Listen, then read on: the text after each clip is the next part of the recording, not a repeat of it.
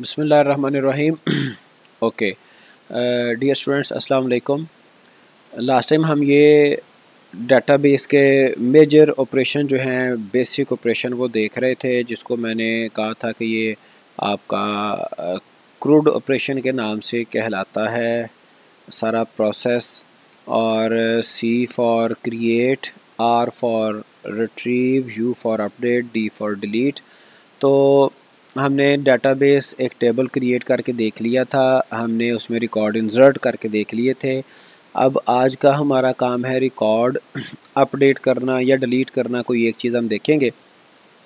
उससे पहले ये आप देख सकते हैं कि ये हमारा form.html पेज है, इसके ऊपर हमने एक फॉर्म बनाया था।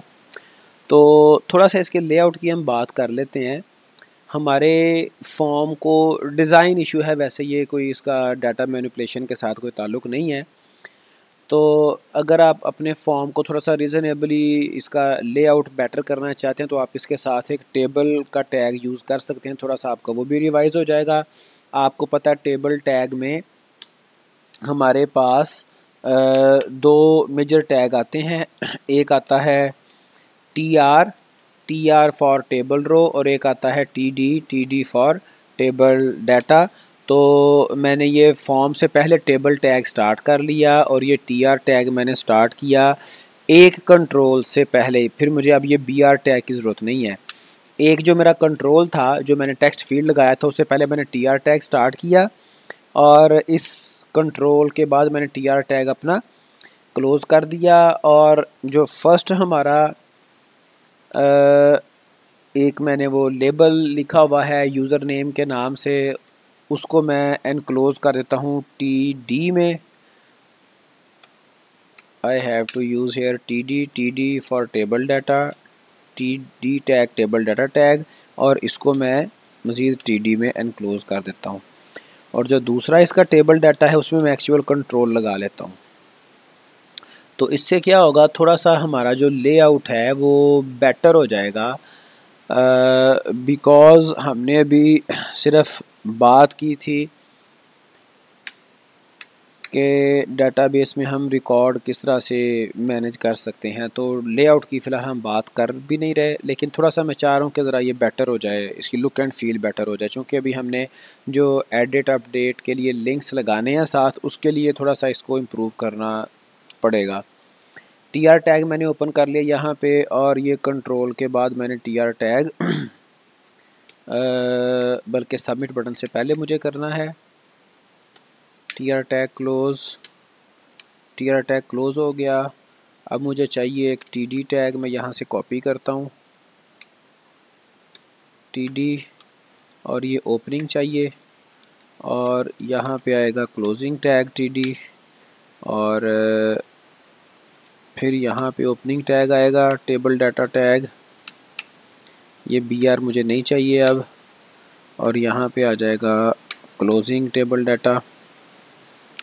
ओके, और फिर ये सबमिट बटन के लिए भी एक टी आर टैग हम लगा सकते हैं टी आर, और टी आर क्लोजिंग भी आएगा।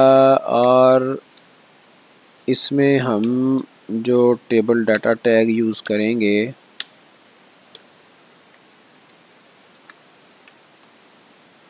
इसमें हमने कुछ भी नहीं लगाना। NBSP एक empty space table data tag में उस सेल में शो करवा देगा, मतलब वो दिखा देगा एम्प्टी स्पेस के साथ हम उसको सेल को फिल करते हैं। तो इसकी लुक एंड फील हम देखते हैं, अब थोड़ी सी बेटर हो जाएगी। ठीक है जी। अच्छा, अब आज मैं करना चाह रहा हूँ अपने रिकॉर्ड को डिलीट। अगर मैंने किसी रिकॉर्ड को डिलीट करना है तो बल्कि उससे पहले, डिलीट करने से पहले मुझे रिकॉर्ड अपने व्यू करवाने हैं। इंसर्ट हो गए थे, आज मैं अपने रिकॉर्ड्स को व्यू करवाऊंगा। तो व्यू करवाने के लिए आपको पता है कि जो क्यूरी यूज़ की जाती है वो क्यूरी है सेलेक्ट क्यूरी। तो हम आ जाते हैं इंडेक्स पेज पे, यहाँ पर हम किसी अप्रोप्रिएट प्लेस पे अपने रिकॉर्ड व्यू करवा लेते हैं। बिल्कुल एंड पे मैं आ गया। अब डाटाबेस के साथ कनेक्शन हमने बना लिया हुआ था, ठीक है, वो हमारा काम मुकम्मल है। हमने सिर्फ क्या करना है जी, डेटाबेस में से रिकॉर्ड हमने रिट्रीव करने हैं। तो रिकॉर्ड रिट्रीव करने के लिए हमें क्यूरी लिखनी है, और जैसे हमने ये इंसर्ट क्यूरी लिखी थी इसी तरह की हमें एक क्यूरी स्ट्रिंग बनानी है। तो मैं अभी ये PHP के प्रेमिसेस में ही मौजूद हूँ। आप देख सकते हैं ये डेलीमीटर मेरा यहाँ पे PHP का क्लोज़ हो रहा है। तो यहाँ पे मैं क्यूरी लिखता हूँ, डॉलर साइन के साथ मैं वेरिएबल बनाता हूँ, क्यूरी रिट्रीव QS। ये आपने नहीं, ये लूप नहीं है, सिर्फ इफ़ कंडीशन है। इफ़ कंडीशन लगाई हुई है, यहाँ पे कोई भी लूप नहीं है। और इस सेट हम क्यों यहाँ पे यूज कर रहे हैं? बेटा इस सेट एक फंक्शन है बिल्ट इन PHP का जो ये चेक करता है कि ये वाला जो बटन है, ये जो भी कंट्रोल है, ये एक्टिव है या नहीं। ठीक है, इसमें ये सबमिट बटन था। सबमिट बटन मैंने इसके ऊपर इस सेट फंक्शन लगाया जो ये चेक करता है कि ये मेरा सबमिट बटन प्रेस हुआ है या नहीं हुआ। ठीक है जी। तो ये हम इसलिए चेक करवाना चाह रहे थे कि जब सबमिट बटन प्रेस हो और ये मेरी जो कंट्रोल्स हैं, पासवर्ड फील्ड है, ये जो मेरी टेक्स्ट फील्ड है, यूज़र फील्ड, तो इनमें वैल्यूज़ अगर आएँ तब ही रिकॉर्ड इंसर्ट हो। अच्छा, अब मैं क्यूरी रिट्रीव करने के लिए क्यूरी स्ट्रिंग बनाना चाह रहा हूँ, QS फॉर क्यूरी स्ट्रिंग और रिट्रीव। ठीक है जी। और इसमें मैं क्यूरी डबल कोट्स में डेफिनेटली सेव करूँगा, एंड पे सेमीकोलन भी आएगा। डेटाबेस में से, टेबल में से रिकॉर्ड रिट्रीव करने के लिए हम यूज़ करते हैं फंक्शन सेलेक्ट। ठीक है जी, सेलेक्ट एस्ट्रिक यूज़ करते हैं अगर हमने अपने टेबल के सारे कॉलम्स रिट्रीव करने हैं, फिर हम एस्ट्रिक यूज़ करेंगे। जैसे ये देखिए, मैं डेटाबेस ओपन कर लेता हूँ, लोकल होस्ट PHP माई एडमिन, और इसमें आप देख सकते हैं हम अपने जो हमने अपनी डेटाबेस बनाई थी। तो ये डेटाबेस में हमारी जो डेटाबेस का नाम था एज़ यू नो UCP 2022, तो मैं उसको ओपन करता हूँ। तो ये आप देखते हैं इस डेटाबेस में ये यूज़र्स, हमने एक टेबल बनाया था, यूज़र्स को मैंने ओपन किया तो ये 3 मेरे इस टेबल के कॉलम्स हैं, 3 फील्ड्स हैं। अच्छा बेटा, ये यहाँ पे हमारे टेबल में ये 3 कॉलम्स हैं। अगर हम ये तीनों के तीनों कॉलम रिट्रीव करना चाहते हैं फिर हम यहाँ पे एस्ट्रिक लगाएंगे। But if we want some specific column, 1 or 2 column if we want to retrieve, then what we will do, then we will write names of those columns. फ़र्ज़ करें मैं सिर्फ यूज़र नेम लेना चाहता हूँ तो मैं यहाँ पे यूज़र नेम लिखूँगा जो कि इधर मैंने अपने कॉलम का नाम रखा हुआ है। लेकिन अगर मैं सारे कॉलम रिट्रीव करना चाहता हूँ फिर मैं यहाँ पे स्टार लगा दूँगा। ठीक है जी। सेलेक्ट एस्ट्रिक फ्रॉम कीवर्ड आता है सेलेक्ट क्यूरी में, ये आपका डेफिनेटली आना ही आना है। अब फ्रॉम के बाद हमने, जैसा कि फ्रॉम का मतलब होता है कहाँ से किससे, हम किस टेबल से लेना चाह रहे हैं रिकॉर्ड, टेबल का नाम है यूज़र्स। डेटाबेस कौन सी है वो प्रीवियसली हमने पहले से ही ये देखें सेलेक्ट की हुई है, जिस डेटाबेस के साथ हम इंटरेक्ट करना चाह रहे हैं। जी बेटा। सर ये जो आपने वो क्या कहते हैं, यहाँ पे जो क्या ये इफ की कंडीशन लगाई हुई है यहाँ पे, ये QS इंसर्ट, ये क्या चीज़ है यहाँ पे? ये बेटा सिर्फ क्यूरी स्ट्रिंग बनाई है, क्यूरी स्ट्रिंग के हम कौन सी क्यूरी चलाना चाह रहे हैं। ठीक है, कौन सी क्यूरी हम चलाना चाह रहे हैं, हमने प्रीवियसली काम किया था, हम रिकॉर्ड इंसर्ट करना चाह रहे थे। इंसर्ट इनटू यूज़र्स वो टेबल का नाम था, और फिर उस टेबल में जो स्पेसिफिक कॉलम्स थे जिनमें हम रिकॉर्ड एंटर करने, हमने वैल्यूज़ एंटर करनी है, वो यूज़र नेम और पासवर्ड, उसमें हमने ये वाली वैल्यूज़ एंटर करना थी। ठीक है, अब फिर ये क्यूरी स्ट्रिंग है, इस क्यूरी को चलाने के लिए जो फंक्शन यूज़ होता है वो ये है MySQLi अंडरस्कोर क्यूरी। जब भी आपने डेटाबेस के साथ कोई भी इंटरेक्शन करनी है, डाटा मैनिपुलेशन करनी है, तो आपको MySQLi अंडरस्कोर क्यूरी फंक्शन चलाना पड़ेगा PHP का। जैसे अभी मैं रिकॉर्ड रिट्रीव करना चाह रहा हूँ, अभी मैं क्यूरी स्ट्रिंग बना रहा हूँ, असल में क्यूरी है क्या, उसको जब चलाना होगा फिर मैं again MySQLi underscore query use करूँगा। ठीक है, अभी जैसा कि मैंने रिकॉर्ड रिट्रीव करने हैं, सेलेक्ट एस्ट्रिक फ्रॉम यूज़र्स, ये क्यूरी मेरी इनफ है, मैं सारे के सारे रिकॉर्ड रिट्रीव करना चाह रहा हूँ, सारे के सारे कॉलम रिट्रीव करना चाह रहा हूँ। अदरवाइज़ यहाँ पे हम वेयर कंडीशन भी लगा सकते हैं, लेकिन वो अप टू द सिचुएशन हम यूज़ करते हैं। फ़िलहाल मैं सिर्फ इतनी ही क्यूरी लिखूँगा और इसको जब मैंने रिट्रीव क्यूरी को जब मैंने चलाना है, अगेन मुझे क्या करना है कि मुझे MySQLi अंडरस्कोर क्यूरी का फंक्शन ही यूज़ करना है। और उस क्यूरी के फंक्शन में फर्दर मैं क्या क्या करूँगा, एक तो मुझे क्यूरी स्ट्रिंग लिखनी है, तो ये जैसे मैंने यहाँ पे क्यूरी स्ट्रिंग लिखी हुई है, ये डॉलर कनेक्ट क्या है, ये connection string, sorry connection string, ये डाटाबेस के साथ जो कनेक्शन बनाया गया है। अगर आप डॉलर कनेक्ट को रिवाइज़ करें देखें तो हमने डॉलर सर्वर, ये लोकल होस्ट, सर्वर हमारा लोकल होस्ट था, लोकल होस्ट के साथ रूट यूज़र के साथ, ठीक है, पासवर्ड एम्प्टी पासवर्ड के साथ अपनी डाटाबेस UCP 2022 के साथ एक कनेक्शन क्रिएट किया हुआ है और उस कनेक्शन को मैंने ये डॉलर कनेक्ट के वेरिएबल में सेव किया हुआ है, that is called connection string. तो जब भी क्यूरी चलानी है हमें कनेक्शन स्ट्रिंग देना होती है, साथ हमें क्यूरी स्ट्रिंग देना होती है, ठीक है। तो कनेक्शन स्ट्रिंग मैंने दे दी, अब मैंने स्ट्रिंग क्यूरी देनी है, वो मैंने यहाँ पे इस वेरिएबल में सेव की हुई है, रिट्रीव क्यूरी। सिलेक्ट कह लें, रिट्रीव कह लें, रिकॉर्ड में रिट्रीव करना चाह रहा हूँ, डाटाबेस में से सिलेक्ट करना चाह रहा हूँ, तो मैं यहाँ पे अपनी क्यूरी स्ट्रिंग दूंगा, दैट इज़, इसको मैं कॉपी पेस्ट ही करूँगा ताकि कोई स्पेलिंग मिस्टेक ना हो जाए। तो ये मैंने यहाँ पे क्यूरी स्ट्रिंग रिट्रीव भी लिख ली। अब ये इतना करने के बाद जो मेरे पास रिकॉर्ड आएंगे इनको मैं किसी और वेरिएबल में करूँगा सेव। इनको आप डॉलर रिकॉर्ड कह लें या जो भी आप इसको वेरिएबल का नाम देना चाहते हैं। अब ये रिकॉर्ड्स मैंने डिस्प्ले करवाने हैं, इस वेरिएबल में रिकॉर्ड सारे डाटाबेस में से आ चुके हैं, लेकिन now I want to display over my screen. तो उसके लिए मुझे क्या करना है, उसके लिए मुझे एक वाइल लूप यूज़ करना पड़ेगी, चूँकि ये जैसे आप देखें ये जो आपके पास रिकॉर्ड्स हैं ना, ये सारे के सारे, तो सिलेक्ट एस्ट्रिक फ्रॉम यूज़र्स करने के बाद ये सारे रिकॉर्ड आपके एक वेरिएबल में मैंने रिट्रीव कर लिए। अब इनको, इन रिकॉर्ड्स को मैंने एक अरे की सूरत में मैंने इनको अरे की सूरत में कन्वर्ट करना है, फिर उस अरे को मैंने डिस्प्ले करवाना है, ठीक है। तो मैं क्या करूँगा, यहाँ पे एक वाइल लूप लगाऊँगा, चूँकि अरे में से रीड करने के लिए मुझे वाइल लूप रिक्वायर्ड होती है।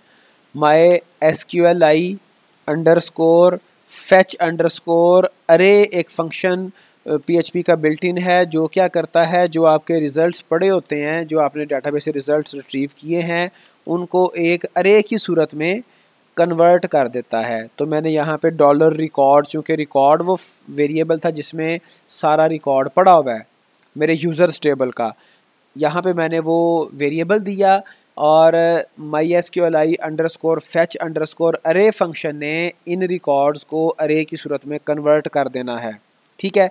और ये जो अरे है इसको मैं मज़ीद किसी वेरिएबल में सेव कर लेता हूँ, चूँकि इस वेरिएबल में से, इस अरे में से अब मैंने रिकॉर्ड रीड करके प्रिंट आउट करवाने हैं। इसको मैं कह देता हूँ अरे, ठीक है, या रिज़ल्ट, अरे रिज़ल्ट कह लें, इसको मैं कॉपी भी कर लेता हूँ। अब मैंने इस वाइल लूप में इस अरे रिज़ल्ट को यूज़ करते हुए रिकॉर्ड अपने प्रिंट करवाने हैं। मैं आपको सिर्फ बात समझाने के लिए फ़िलहाल सिंपलेस्ट वे में रिकॉर्ड प्रिंट करके दिखाता हूँ।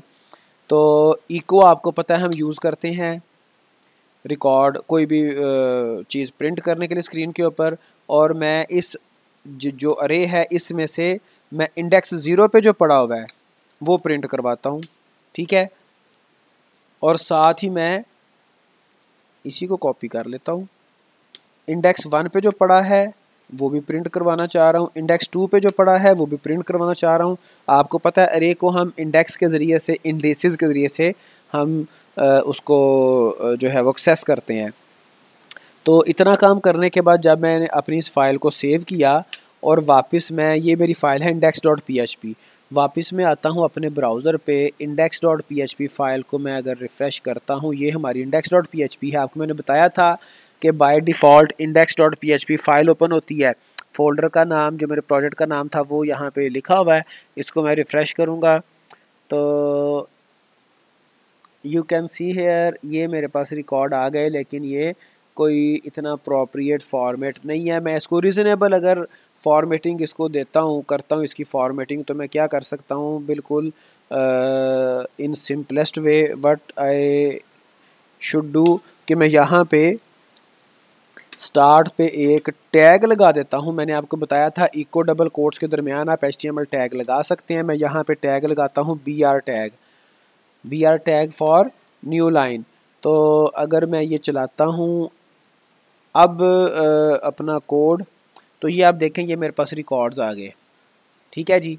और अगर आप अपनी डाटाबेस को चेक करेंगे तो ये 4 ही रिकॉर्ड्स वहाँ पे पड़े होंगे, 4 यहाँ पे डिस्प्ले हो रहे हैं। But it is not a proper way to show these records in our web page. इसका प्रॉपर वे क्या है कि आप एक बात और मैं आपको यहाँ पे शेयर करना चाहूँगा कि या तो आप यहाँ पे अरे में से डाटा एक्सेस करने के लिए उसका इंडेक्स नंबर लिखेंगे। ये इंडेक्स नंबर आपके डेटाबेस के कॉलम्स के हिसाब से जनरेट होता है। पहला कॉलम आईडी है तो ये इसका 0 इंडेक्स होगा, दूसरा कॉलम यूज़र नेम है इसका इंडेक्स होगा अरे में 1, तीसरा कॉलम पासवर्ड है इसका इंडेक्स 2 होगा।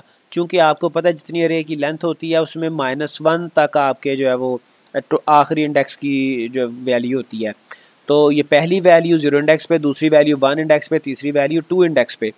तो या तो आप इसको इंडेक्स के ज़रिए से एक्सेस कर सकते हैं अपने टेबल के कॉलम्स को, या फिर आप उसका टेबल के कॉलम का नाम भी लिख सकते हैं। जैसे यहाँ पे देखें पासवर्ड है, दूसरे इंडेक्स पे पासवर्ड पड़ा है, आप इसको पासवर्ड लिख लें तो भी एक्सेस हो जाएगा। आप यहाँ पे 1 इंडेक्स पे पड़ा हुआ था यूज़र नेम, आप यहाँ पे यूज़र नेम लिख लें तो भी इंडेक्स ये वाला जो नेम है टेबल का वो एक्सेस हो जाएगा। तो दोनों तरीके हैं, आप जिसको भी जो भी आपको सूट करे। मैं इसको सिर्फ आपकी तसल्ली के लिए दोबारा रन करता हूँ ताकि आपको क्लियर हो जाए ये कॉन्सेप्ट जो मैंने अभी आपको बताया। अच्छा यहाँ पे वो क्या कह रहा है जी, use of undefined constant user name.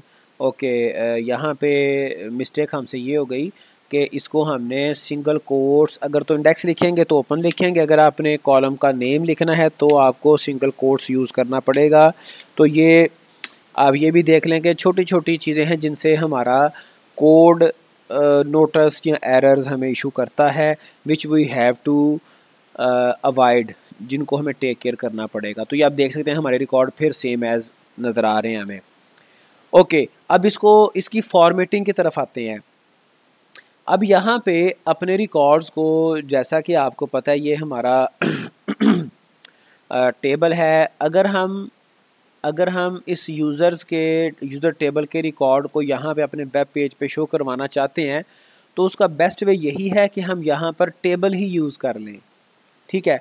और टेबल यूज़ करने के लिए आपको मैंने बताया था कि आप विदाउट एनी प्रॉब्लम अपने PHP में HTML टैग्स यूज़ कर सकते हैं, ठीक है। इको टैग यूज़ करेंगे और ये डबल कोट्स के दरमियान आप HTML का कोई भी टैग यूज़ कर सकते हैं। तो टेबल टैग मैं यहाँ पे यूज़ कर लेता हूँ, ठीक है जी। और फिर बल्कि यूँ करें कि ये टेबल हम बनाते हैं टेबल टैग, चूँकि वाइल लूप की हर आइट्रेशन पे नया टेबल हम नहीं बनाना चाह रहे, बल्कि टेबल हम वाइल लूप से पहले बनाते हैं, ठीक है जी। और इधर वाइल लूप फिनिश होने के बाद इसको हम टेबल टैग को क्लोज़ करते हैं और हर आइट्रेशन पे हम एक रो नहीं बनाएंगे टेबल TR, ठीक है। और हर आइट्रेशन के एंड होने पे हम एक TR को क्लोज़ करना चाहेंगे, ठीक है। You have to intelligently work on these sort of things. तो ये टेबल रो जब भी नई आइट्रेशन शुरू हो आपकी एक क्रिएट हो जाए, नई रो बन जाए, और जब आइट्रेशन आपकी एंड हो तो आपकी जो टेबल रो है वो टैग आपका हमने क्लोज़ कर दिया।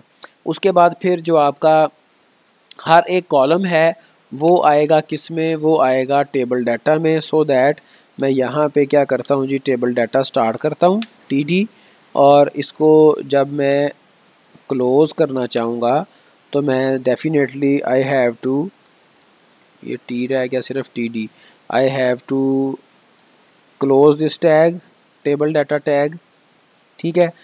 तो अब मैं ये तमाम जो हमारे यू कैन से जो कॉलम्स हैं उनके लिए मैं ये सेम प्रोसेस रिपीट करूँगा।